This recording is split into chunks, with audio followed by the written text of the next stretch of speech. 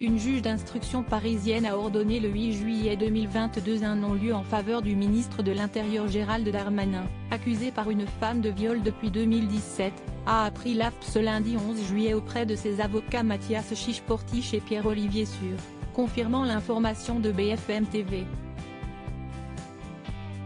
Pour la 4e fois en 5 ans, la justice affirme qu'aucun acte répréhensible ne peut être reproché à M. Gérald Darmanin. 2 décisions de classement sans suite puis 2 ordonnances de non-lieu sont intervenues sous l'autorité de 4 magistrates différentes, dont 2 juges d'instruction, ont-ils relevé. Les 2 conseils de Gérald Darmanin précisent « Notre client reste toujours astreint à ne pas commenter les décisions de justice et ne fera donc pas davantage de commentaires ». Le ministre a déposé plainte pour dénonciation calomnieuse. Cette plainte suit son cours, selon les avocats.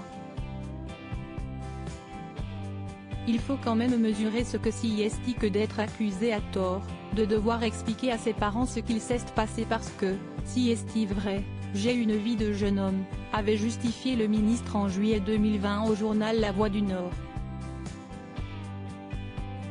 Cette décision, susceptible d'appel, vient mettre un terme provisoire à ce dossier très sensible politiquement dans lequel la plaignante Sophie Patterson-Spatz accusait le locataire de Beauvau de viol, harcèlement sexuel et abus de confiance, pour des faits qui se seraient produits à Paris en 2009.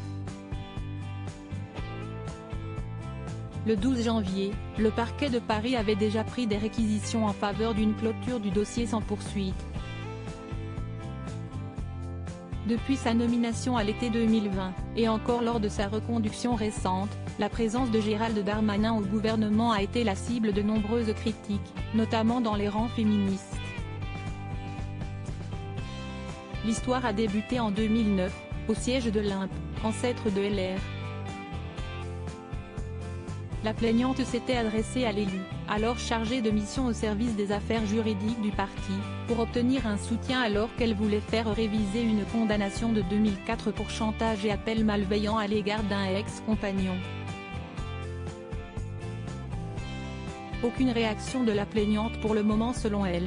Gérald Darmanin lui aurait fait miroiter son appui, via une lettre qu'il s'engageait à rédiger auprès de la chancellerie, en lui demandant en échange une relation sexuelle. Selon son récit devant les enquêteurs, Sophie Patterson-Spatz n'avait aucune envie de cette relation sexuelle, aurait paniqué, mais se serait sentie contrainte de passer à la casserole, n'ayant pas le choix. Quelques années plus tard, la plaignante a fini par analyser ces faits comme un viol et déposer plainte en juin 2017. L'enquête a suivi de longs démêlés procéduraux avant la reprise du dossier à l'été 2020 par une juge d'instruction. Ni la plaignante ni son avocat, Meuane Lebrun, n'ont réagi dans l'immédiat. Le ministre de l'Intérieur et désormais des Outre-mer a fait l'objet d'une autre procédure comparable, également classée en 2018, il avait été accusé d'abus de faiblesse par une habitante de Tourcoing, Nord, qui affirmait avoir été contrainte à des relations sexuelles en échange d'un logement et d'un « emploi ». Une nouvelle page qui se tourne pour l'homme politique de 39 ans, marié à Rose-Marie de Villers et père d'un enfant, Maximilien.